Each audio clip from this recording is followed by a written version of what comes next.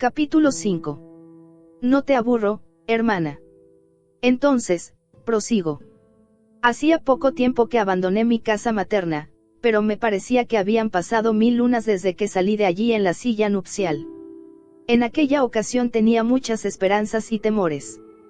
¿Y ahora? Ahora volvía como mujer casada, con las trenzas recogidas en una redecilla y sin llevar la frente oculta por la franja de la virginidad. No obstante, seguía siendo la niña de antaño, quien lo iba a saber mejor que yo. Pero más asustada, más solitaria, y con muchas menos ilusiones. Mi madre vino a mi encuentro, acudiendo al primer patio, apoyándose en su bastón de bambú. Me pareció cansada y más delgada que antes, pero esto quizás era debido a que nunca la había visto a la luz del día. La tristeza que vi en sus ojos no dejó de conmoverme. Luego de inclinarme, me atreví a cogerla de la mano. Ella respondió con una fugaz presión, y juntas entramos en el patio interior. Miraba todo con ojos interrogadores. Creí que quizá vería algún cambio. Pero observé que todo seguía exactamente como antes. Los patios estaban sumidos en quietud, cada cosa en su sitio. La única novedad fueron las risas de los hijos de las concubinas, y los gritos de la servidumbre, que me saludaron en voz alta. El sol de otoño se filtraba por entre los emparados y brillaba en las baldosas esmaltadas del patio y en las tinajas. Las puertas y ventanas tenían las persianas echadas para amortiguar el calor y la luz del mediodía. El sol se insinuaba entre las rendijas, iluminando oblicuamente las vigas pintadas y taraseadas del artesonado. Aquello ya no me pertenecía, pero mi espíritu se sentía en su verdadera casa.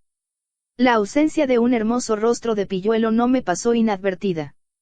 ¿Dónde está la cuarta dama?, pregunté. La May, contestó mi madre, con desgana. Ah. La he enviado al campo. Necesitaba cambiar de aires. Por el tono de la contestación comprendí que no debía hacer más preguntas. Pero luego, cuando en mi antiguo dormitorio me preparaba para acostarme, la vieja guandama vino a verme.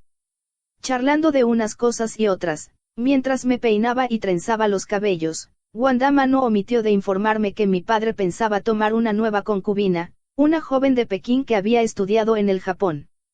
Cuando la cuarta dama se enteró, afligióse tanto que se tragó los pendientes de jade. Durante 2 días no dijo nada, aunque sufría terriblemente, pero luego mi madre descubrió la tentativa. Inmediatamente fue llamado el médico de la familia, la joven estaba a punto de morir. Pero el médico no supo hacer nada, por más que pinchó con agujas el pulso y las tibias de la desventurada. Un vecino sugirió, por último, que se la transportase a un hospital extranjero, pero mi madre se opuso. ¿Cómo podían conocer los médicos extranjeros las enfermedades de una mujer china? Quizás entiendan las enfermedades de los bárbaros, pero no las de los refinados y cultos chinos. El destino quiso que mi hermano estuviese en casa. Había venido para celebrar en familia la festividad de la 8ª luna, gracias a su intervención fue decidido llamar a un doctor extranjero. Era una mujer. Vino y no dudó un instante, introdujo en la garganta de la concubina un largo tubo que llevaba en sus instrumentos, y los pendientes aparecieron ante el asombro general de los presentes. La única que no parecía extrañada era la extranjera, esta, luego de colocar el instrumento en su estuche, se retiró con la misma calma con que había venido. Las otras concubinas no ocultaron sus censuras por el gesto de su compañera. Mira que tragarse los hermosos pendientes de jade. La gorda preguntó. ¿Por qué no te tragaste una caja de cerillas, de esas de 10 céntimos? La cuarta dama no dijo nada. Durante su convalecencia nadie la vio comer ni la oyó hablar. Pasaba el tiempo tras las cortinas de su cuarto, sabiendo a ciencia cierta que su intentona de suicidio la había rebajado a los ojos de todos. Mi madre le tenía lástima, y para sustraerla a las ironías de las otras la había alejado. Aquello constituía el tema de los chismorreos familiares. Por el contrario, en las conversaciones con mi madre no se mencionaba nunca lo ocurrido. Presté atención a las indiscreciones de Guandama únicamente a causa del gran amor que siente por nuestra familia. Hace tanto tiempo que vive con nosotros, que está al corriente de todo. Vino con mi madre de la lejana casa de Sansi, ¿de dónde salió mi madre para contraer matrimonio? Nos ha visto nacer a todos. Cuando muera mi madre, la fiel sirvienta pasará al servicio de la mujer de mi hermano para dedicarse al cuidado de los nietos de su ama. Una de las cosas que me contó Wandama es algo más que una simple frivolidad. Mi hermano ha decidido irse al extranjero, a América, para perfeccionar, según dice, sus estudios. Mi madre no ha dicho nada a ese propósito, pero Wandama no dejó de murmurarlo en mi oído, cuando, al día siguiente de mi llegada, hizo su entrada en mi habitación con el agua caliente. Al principio, papá tomó a risa las intenciones de mi hermano, pero acabó aprobando su propósito, y cedió. Pero esto afligió mucho a mi madre. Wandama me aseguró haberla visto tan apenada como el día en que mi padre trajo a casa la primera concubina. Durante 3 días, mi madre se negó a probar alimento alguno y no dirigió la palabra a nadie. Cuando abrió la boca fue para rogar a mi hermano que, puesto que estaba decidido a atravesar el Océano Pacífico, por lo menos, antes de emprender el viaje, se casase con la joven a quien estaba prometido, y le diese un hijo. Ya que te niegas a reconocer que tu carne y su sangre no te pertenecen exclusivamente, le dijo, y estando decidido a afrontar los riesgos de ese país bárbaro, sin consideración alguna a tus deberes, procura, por lo menos, hijo mío, transmitir a otros la sagrada herencia de tus antepasados. Pero mi hermano le contestó: no tengo la menor intención de casarme, tan solo deseo aumentar cada vez más mi cultura, tú no me comprendes, madre. Ya veremos cuando vuelva. Pero, por ahora, desde luego que no. Ni aún así cedió mamá, y pidió a mi padre que interviniese. Completamente absorto en los preparativos para recibir a la nueva concubina, tomó las cosas a la ligera, y mi hermano consiguió salirse con la suya. El destino de mi madre no podía por menos de conmoverme. La generación actual era la última de la descendencia de mi padre, puesto que mi abuelo no había tenido más hijos. Mi madre dio a luz a otros varones, pero los perdió a todos durante la infancia.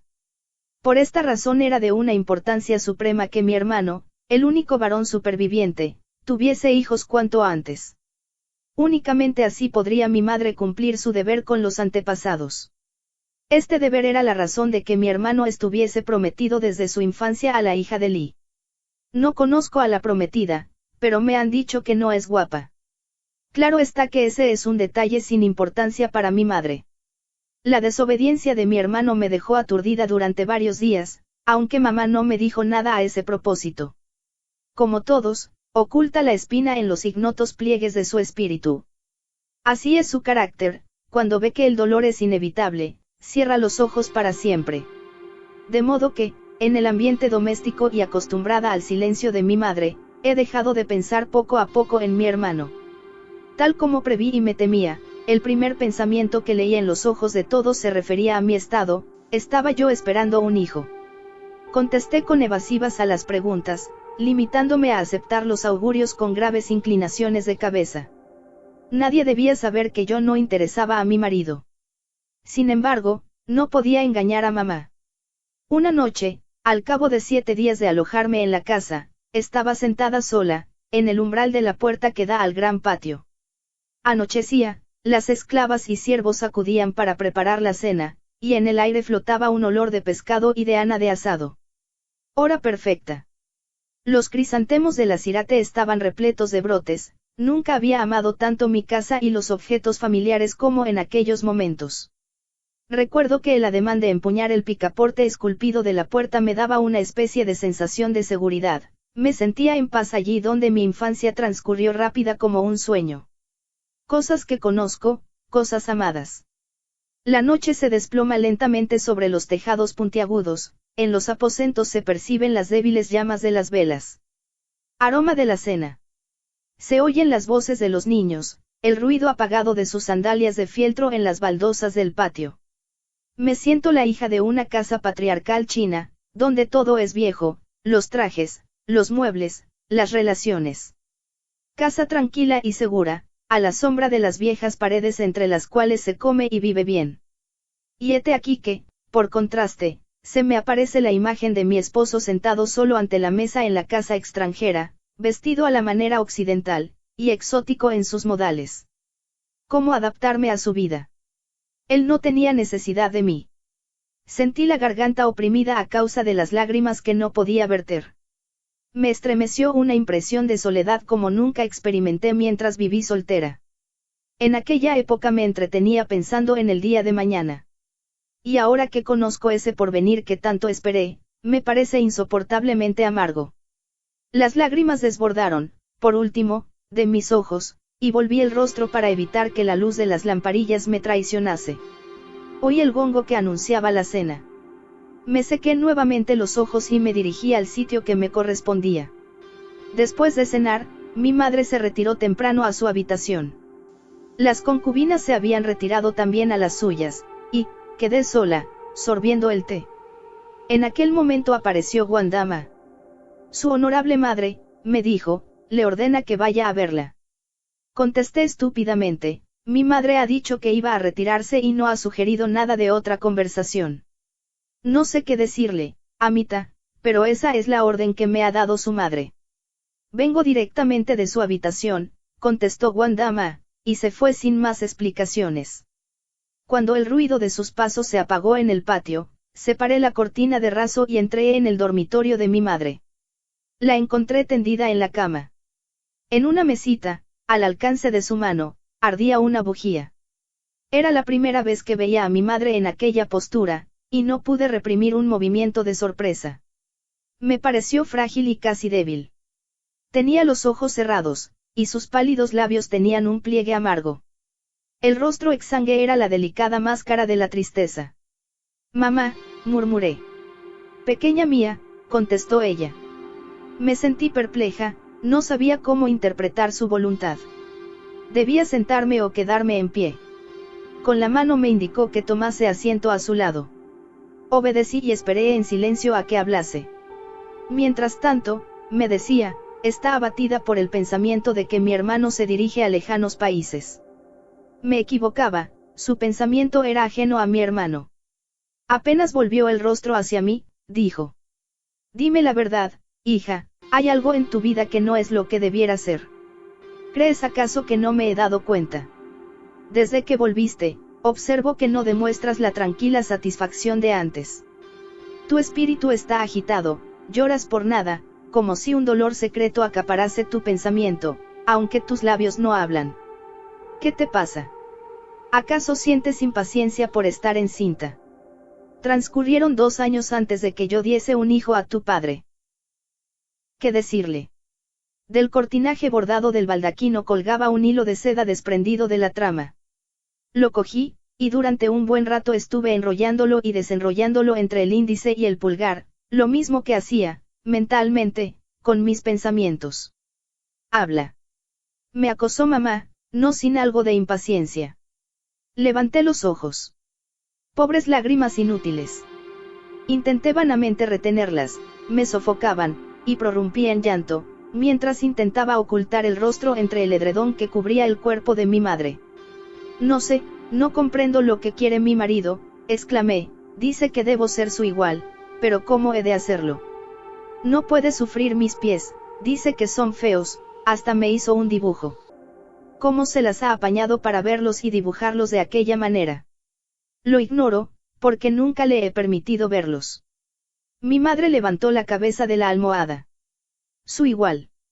Dijo, estupefacta, con los ojos dilatados en su pálido rostro. ¿Qué quiere decir tu marido con eso? ¿Cómo es posible ser igual al marido? Las mujeres occidentales lo son, dije suspirando. Ya sé, pero aquí somos gente con sentido común. ¿Y los pies? ¿Por qué los dibuja? ¿Qué quiere decir con eso? Lo hace para demostrar que son feos. Se ve que no has sido suficientemente hábil. ¿Acaso no te di 20 pares de sandalias? Estoy segura de que no las elegiste con el acierto requerido. Sus dibujos no reproducen la línea exterior, sino los huesos deformados. Los huesos. ¿Quién ha visto los huesos de un pie de mujer? ¿Acaso los ojos pueden penetrar en la carne? Los suyos pueden, puesto que son ojos de médico occidental. Por lo menos así lo dice. Ah, ya, pobrecilla. Diciendo esto mi madre cayó de nuevo sobre las almohadas, suspirando y sacudiendo la cabeza. Tu marido está instruido en las artes mágicas de los occidentales. No pude aguantar más y le hice partícipe de mis confidencias. Lo confesé todo, incluso las particularidades más íntimas y dolorosas. Recuerdo que llegué a murmurar frases amargas. Le importa un bledo no tener hijos, no me quiere. Mi madre cerró los ojos, con un rostro que parecía más agudo todavía. Calló unos instantes, luego, dijo, con una voz cansada y débil, como si estuviera exhausta. A todo esto, hija mía, no existe más que una solución para una mujer, un solo camino, y eso a toda costa. La mujer debe agradar a su marido. Imagina lo que significa para mí aconsejarte que deshagas todo lo que con tanto trabajo cuidé en ti. Pero, puesto que ya no perteneces a mi familia, sino a la de tu marido, no puedes hacer otra cosa que la voluntad de él. Pero no sin una última resistencia. Procura, por todos los medios, seducirle con tus mejores vestidos de color jade y negro, y con el perfume de lis. Sonríe, pero sin petulancia, más bien con esa timidez que todo lo ofrece. Puedes, incluso, permitirte tomarle la mano, pero nada más que un instante. Si ríe, alégrate, pero si aún así no reacciona, no te quedará otro remedio que hacer lo que te digo, plegarte a su voluntad. Incluso quitarme las vendas de los pies. Murmuré. Incluso quitártelas, dijo, con cansancio. Los tiempos han cambiado. Puedes retirarte. Y se volvió hacia la pared.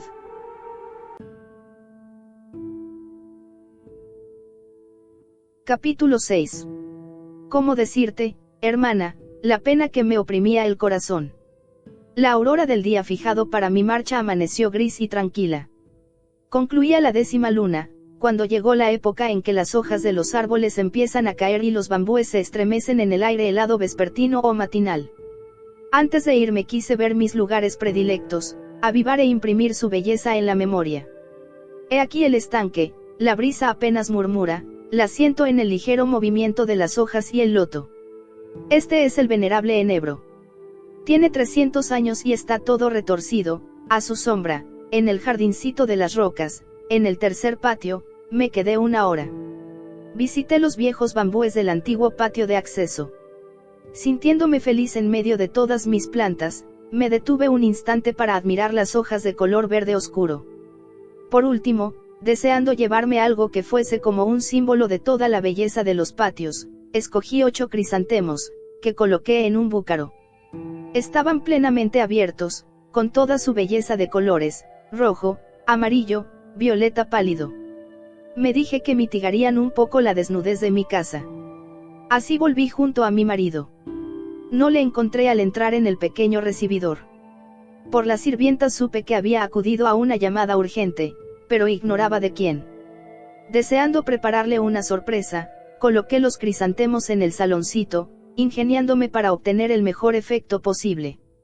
Pero luego de haber puesto toda mi voluntad, me sentí desilusionada.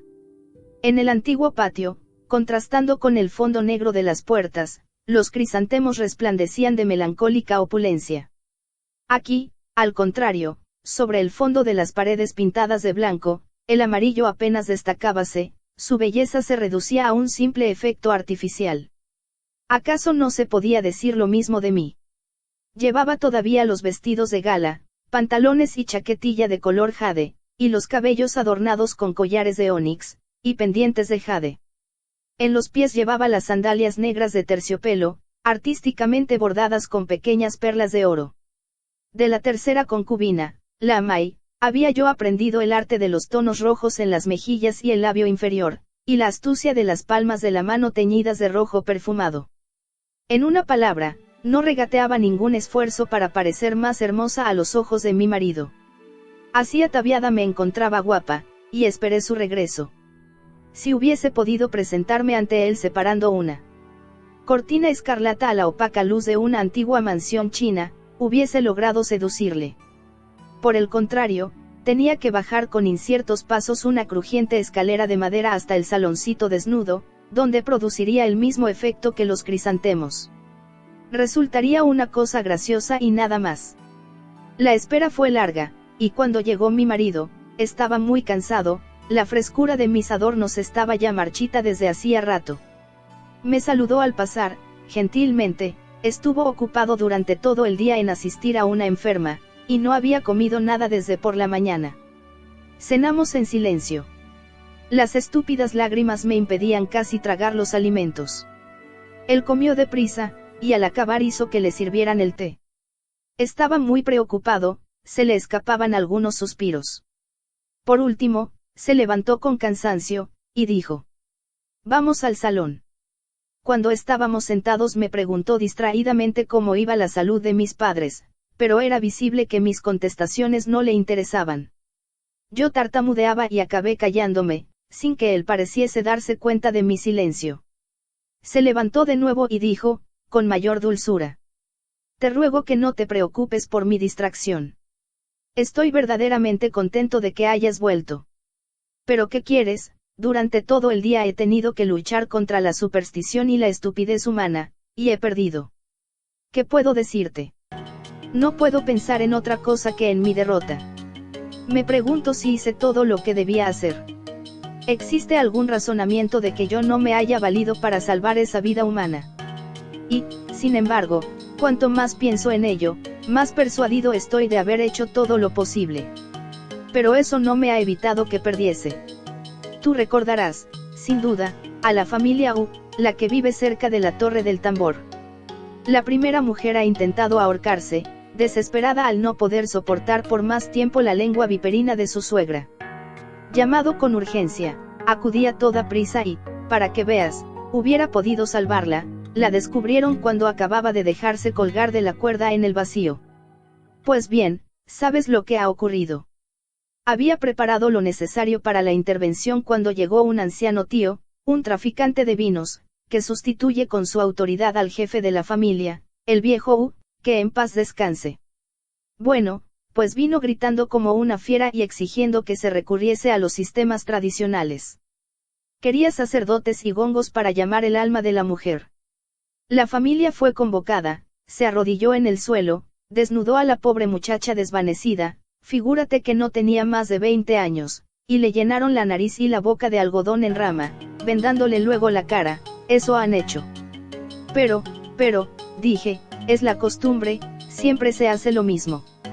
En esos casos, parte del alma se fue, y es necesario impedir que el resto se vaya también, por eso se tapan los orificios. Hasta entonces, en su agitación, mi marido había hablado paseándose por la habitación. Pero, al oírme, se detuvo bruscamente, fulminándome con sus ojos, tenía los labios contraídos y respiraba con dificultad. Por último gritó: «¿Cómo? ¿Tú también?»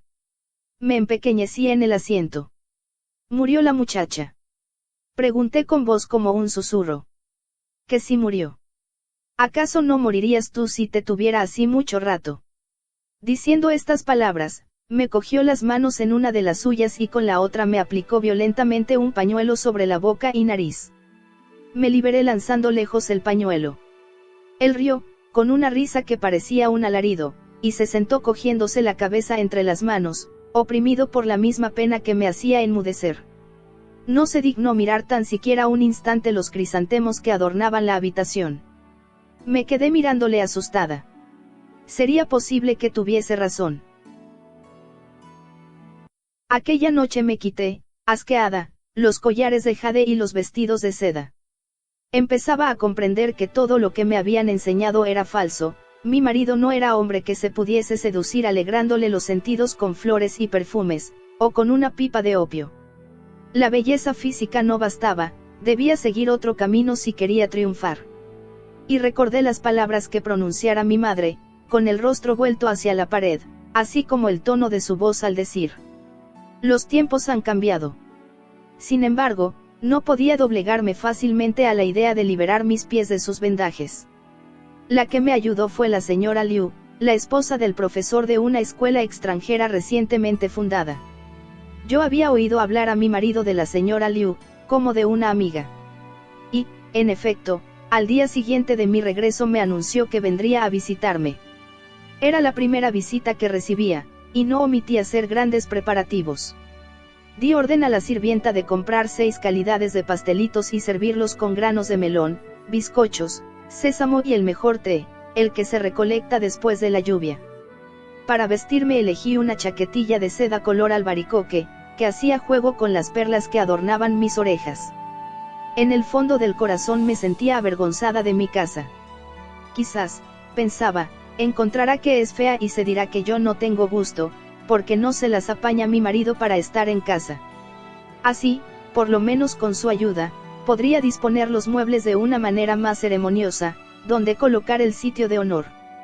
Me equivocaba, puesto que, llegado el día de la visita, mi marido no salió de casa, prefirió quedarse sentado, leyendo. Cuando me veía entrar en el saloncito, muy agitada, me acogía levantando apenas la cabeza y esbozando una fugaz sonrisa. A mi entender, todo iba al revés. Lógicamente, yo hubiera debido estar sentada, para poder levantarme al entrar la visita y acompañarla ceremoniosamente al sitio de honor. Pero, con mi marido sentado allí, no había manera de arreglar un poco la estancia, y cuando llamaron al timbre de la puerta, mi marido fue a abrir en lugar de la sirvienta. Era como para retorcerse las manos de desesperación. Pero el sonido de una voz jovial hizo que desapareciese mi mal humor, obligándome a mirar a hurtadillas hacia la puerta. Cosa extraña.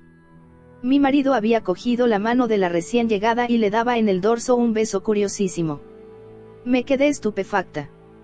Pero, súbitamente, todo mi asombro desapareció, y con él toda veleidad de simpatía por la visitante al ver la expresión de mi marido. Su rostro nunca aparecía así cuando hablaba conmigo, que soy su esposa, su actitud era la de alguien que habla con una amiga. Hermana, si hubieses estado allí me habrías enseñado lo que debía hacer. Pero me encontraba sola y no tenía amigos. No me quedaba, pues, otra cosa que hacer que rumiar mis pensamientos y sufrir en el corazón por todo lo que me faltaba para gustar a mi marido. La visitante no era guapa, ni siquiera graciosa. No tardé en darme cuenta cuando la miré atentamente. Tenía un rostro rojizo y jovial, ojos redondos y brillantes como bolitas de vidrio, cordiales, pero llenos de sonrisas. Llevaba una chaquetilla gris de tela ordinaria, una falda de seda, pero sin flores, y calzado masculino. Hablaba bien, con una voz que alegraba oírla, su risa era pronta y cálida. Se notaba que con mi marido se sentía a gusto, porque hablaba con soltura de cosas que yo no conocía ni siquiera de nombre, intercalando en su conversación incomprensibles palabras extranjeras. Él parecía contento. Yo, sentada en mi silla, escuchaba con la cabeza baja. Aquella noche, después de cenar, estaba sentada silenciosa, cerca de él. El recuerdo de su rostro cuando hablaba a nuestra invitada no se apartaba de mi mente. Nunca le había visto tan vivaz, tan animado. Parecía como si para ella no tuviese bastantes palabras. Habló sin parar durante toda la visita, y no salió de la habitación. Como si la visitante fuese un hombre en lugar de una mujer. En un momento dado, me levanté y fui a sentarme junto a él. ¿Qué me cuentas?, preguntó, apartando la mirada del libro. Dime algo de la señora que nos ha visitado hoy. Se apoyó en el respaldo de su silla y me contempló pensativo. ¿Qué quieres que te diga? Es licenciada de una gran universidad femenina de Occidente. Se ven pocas mujeres como ella, que conozcan las cosas a fondo. Tiene 3 hijos. Ya verás qué criaturas tan hermosas, inteligente, limpia, bien educada. El corazón se alegra viéndola. Oh, cómo odiaba a aquella mujer. Pero, ¿qué hacer? Es posible que no existiese más que un camino para llegar al corazón de mi marido. ¿Te parece guapa?, pregunté. Naturalmente, contestó con tono convencido. Es una mujer sana, de buen sentido, y anda sobre unos pies que no son deformes. Durante unos instantes pareció mirar al vacío. Yo imaginaba ideas desesperadas. No había nada que una mujer pudiera hacer. Pero, ¿cómo lograr? Las palabras de mi madre eran bien claras: es necesario que gustes a tu marido. Él quedó absorto en sus pensamientos. ¿En qué pensaba? Imposible saberlo. Sin embargo, De una cosa estaba segura, a saber, que no pensaba en mí, y menos aún en mis sedas de color pescado, en los pendientes con que me había adornado, ni en mis cabellos bien lisos, brillantes, avivados con tanto cuidado. No se ocupaba nada de todo aquello, y, no obstante, estaba tan cerca de él que un ligero movimiento hubiese bastado para unir su mano a la mía. En aquel momento incliné un poco la cabeza y me abandoné a su voluntad, renunciando al pasado. Si me dices cómo he de hacerlo, estoy dispuesta a quitarme las vendas de los pies.